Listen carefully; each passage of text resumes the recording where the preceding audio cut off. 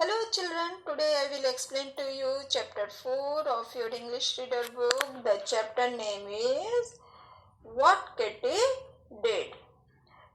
This story is an extract of a story composed by William Blake. Okay, let's start the chapter. The place to which the children were going was a sort of marshy thicket at the bottom of a field near the house. It wasn't a big thicket, but it looked big because the trees and bushes grew so closely that you could not see just where it ended. बच्चे लोग जिस जंगल में जा रहे थे वो काफ़ी कीचड़दार था और काफ़ी उसमें झाड़ियाँ उगी हुई थी और ये उसके लोगों के घर के काफ़ी निकट था और ये काफ़ी बड़ा जंगल या बुश एरिया नहीं था, बट ये काफ़ी बड़ा दिखता था क्योंकि ट्रीज और जो बुशेस जो है झाड़ियाँ थी वो पास पास ऐसे होंगी थी कि लोग का जो जंगल का एंडिंग पॉइंट है वो नहीं दिखाई पड़ता था.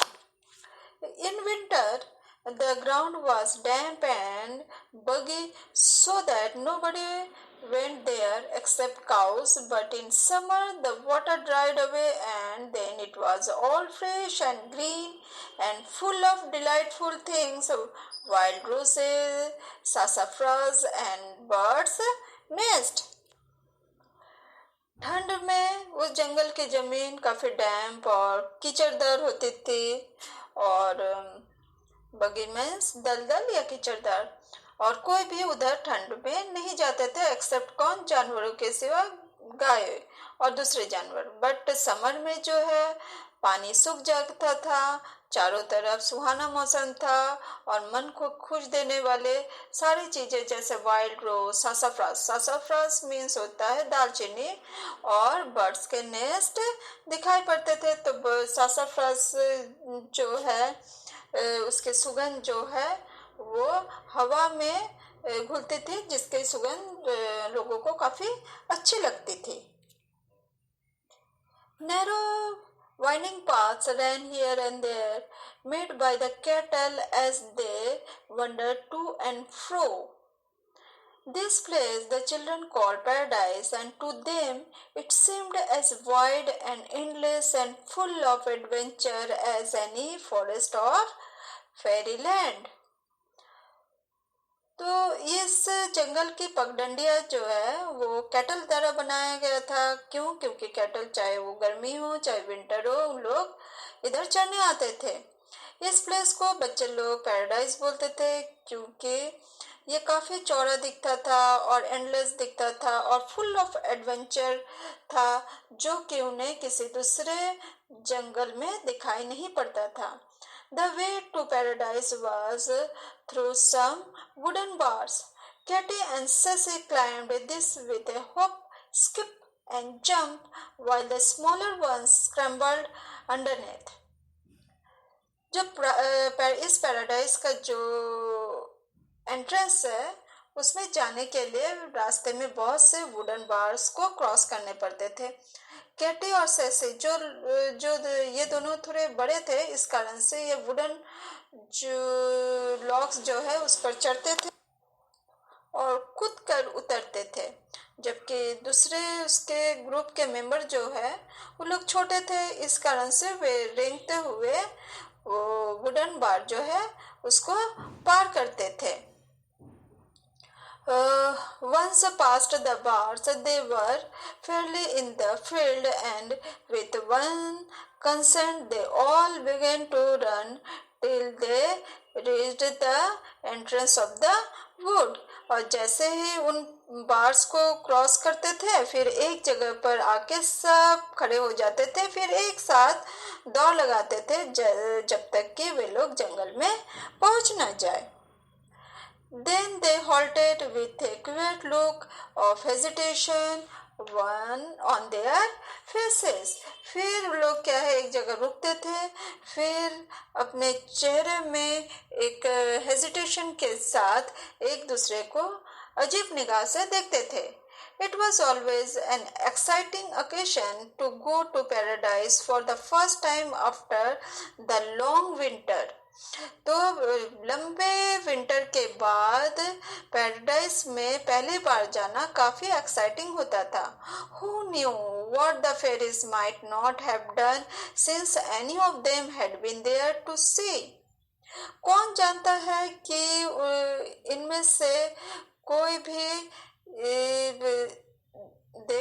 जो देखे उसके बाद जो है फेरीज उस जगह में जंगल में क्या नहीं किए. Which path shall we go in by? asked Clover at last. तो क्लोवर ने लास्ट में पूछा हमें किस रास्ते से होके जाना चाहिए. Suppose we vote, said Katy. I say by the pilgrim's path and the hill of difficulty. तो किटी बोलते हैं कि हम इसके लिए वोट करना चाहिए. मेरे ख्याल से पिलग्रिम पाथ को पकड़ना चाहिए या फिर हिल ऑफ डिफिकल्टी. ये दोनों ही रास्ते के नाम है, बट पिलग्रिम का मतलब आप लोग पता है जो मंदिर टेम्पल जहाँ पूजा किया जाता है, और हिल ऑफ डिफिकल्टी ये भी एक हिल का नाम है. So do I, chimed in Clover, who always agreed with Kitty. The path of peace is nice, suggested Sassy. No, we want to go by Sassafras path, cried John and Dory. तो clover जो कि हमेशा केटी की बातों से agree होता था वो खुश हो गया. बोलते कि हाँ क्या हम लोग जो है उस रास्ते से जाएंगे.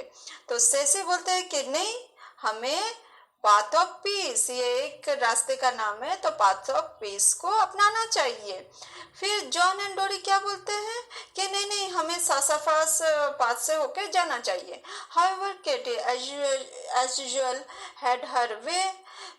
It was agreed that they should first try pilgrim's path and afterwards make a thorough exploration of the whole of their little kingdom and see all that had happened since last they were there. Kitty जो कि हमेशा अपने अनुसार ही करती थी, last में इस बात पर सभी एग्री हुए कि वे लोग सबसे पहले पिलग्रिम पाथ को अपनाएंगे, फिर जो है अपने लिटिल किंगडम तक जाने के लिए रास्ता खोजेंगे और देखेंगे कि लास्ट टाइम जब वे आए थे उसके बाद इस जगह में क्या हुआ. So in the march, Kitty and Sassy heading the procession and Dory with his great trailing bunch of buck bringing up the rear. तो केटी और सेसी जो कि थोड़े बड़े थे उन लोग अपने ग्रुप का हेडिंग कर रहे थे क्योंकि उन लोग थोड़े बड़े थे, और डोरी जिसके हाथ में एक झाड़ी था उसको रगड़ते जमीन पर रगड़ते हुए जा रही थी, जिसके कारण जमीन पर उसके दाग होते जा रहे थे. इधर हियर बक्स मीन्स टहनिया एंड ट्रेलिंग मीन्स निशान.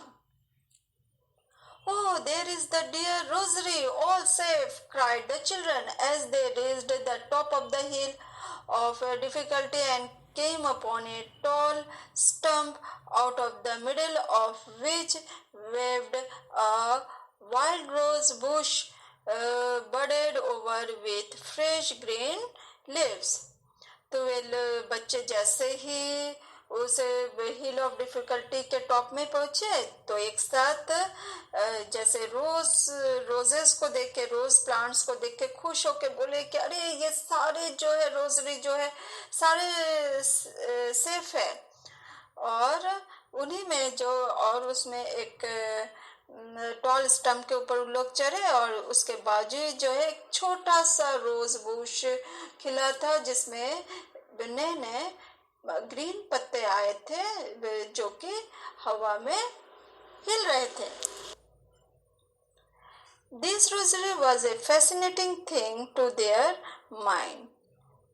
तो ये जो रोजरी था, ये जो रोज प्लांट था, वो उनके दिमाग में काफी आकर्षक फील करवा रहे थे.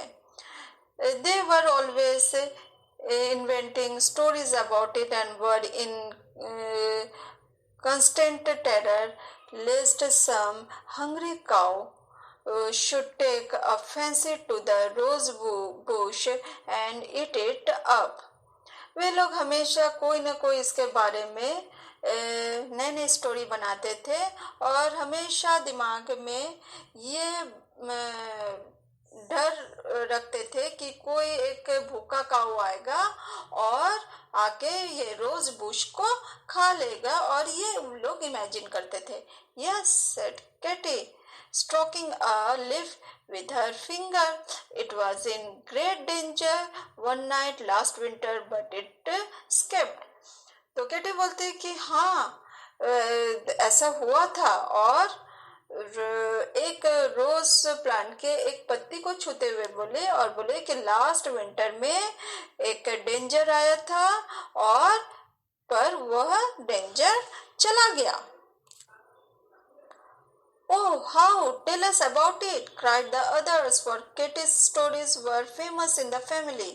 तो उसके ग्रुप में केटी की स्टोरी काफी फेमस था, तो उन लोग एक साथ चिल्लाए, कैसे, हमें बताओ. It was Christmas Eve, continued Katy in a mysterious tone. The fairy of the rosary was quite sick.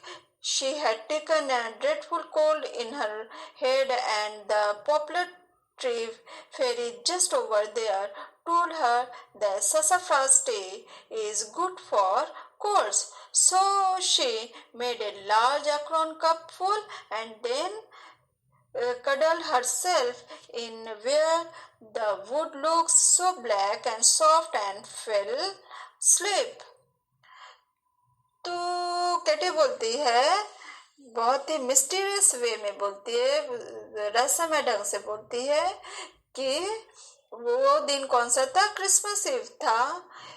एक फेरी जो कि रोजरी के थे, जिसको देखने के लिए रखा गया था, वो बीमार पड़ गई और उसके सिर पे ठंड चढ़ गया था.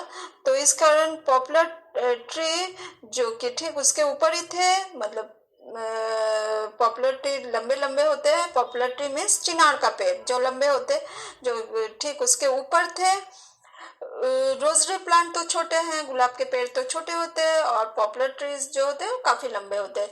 तो वही बोला गया कि पॉपुलर ट्री जो ठीक उसके ऊपर थे, तो वो रोजरी प्लांट के फेरी को बोलते हैं कि जो सासाफ्रास ट्री जो होते हैं वो ठंड के लिए काफी अच्छे होते हैं. तो इस कारण से वो फेरी मीन्स जो रोजरी प्लांट के जो फेरी थे वो एक कप फुल सासाफ्रास टी ली, फिर जो है अपने आप को लपेट ले, मतलब ब्लैक और सॉफ्ट जो ट्रीज है उससे अपने आप को ढक ली और सो गई. In the middle of the night, when she was snoring soundly, there was a noise in the forest, and a dreadful black bull with fairy eyes galloped up. He saw our poor Rosie Posy, and opening his big mouth, he was just going to bite her in two, but at that minute a little fat man with a wand in his hand popped out from behind the stump. It was Santa Claus, of course.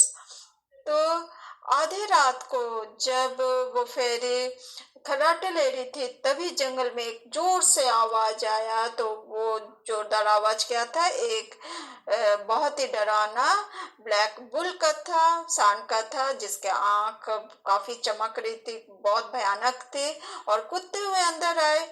तो उसने रोजी पोजी में से plant को देखी और अपने बड़ा सा मुंह खोल ले, और उसको जैसे ही खाने के लिए हुए तो उसी समय एक मोटा सा आदमी आया और जिसके हाथ में छड़ी थे, और उसने बुल को छड़ी से मारा और उस एरिया से बाहर निकाला. और ऑफ कोर्स ये कौन था, सेंटा क्लॉज था. He gave the bull such a rap with his wand that he mowed dreadfully, and then put up his forepaw to see if his nose was on or not. तो फिर उसने क्या किया, bull को इस तरीके से मारा कि बुल को बहुत दर्द हुआ और दर्द से वो चिल्लाया। फिर उसने अपने सामने के 2 पाँव निकाले और देखा कि उसके नाक सही जगह पे है या नहीं। फिर उसने देखा कि उसके सही जगह पे है, पर उसको दर्द हुआ जिसके कारण से वह जोर से चिल्लाया दर्द से। And galloped off as fast as he could into the woods। और जितना जल्दी हो सके और जितना फास्ट हो सके उधर से भाग के जंगल के अंदर चला गया। Then Santa Claus woke up the fairy and told her that if she didn't take better care of Rosie Posy, he would put some other fairy into her place and set her to keep guard over a prickly scratchy blackberry Bush. फिर Santa Claus ने जो rosary को देखभाल के लिए फेरी को रखे थे उसको जगा और बोले कि यदि वो इस रोजी पोजी के ठीक प्रकार से देखभाल नहीं कर पा रही है तो उसके जगह में दूसरे फेरी को रखेंगे और उससे जो है ब्लैकबेरी बुश जो कि काफी कांटेदार और काफी खुरदीले होते हैं उनके गार्ड के लिए रखेंगे। प्रिकली मीन्स कांटेदार, स्क्रैची मीन्स खुरदुरा। Nice story, isn't it?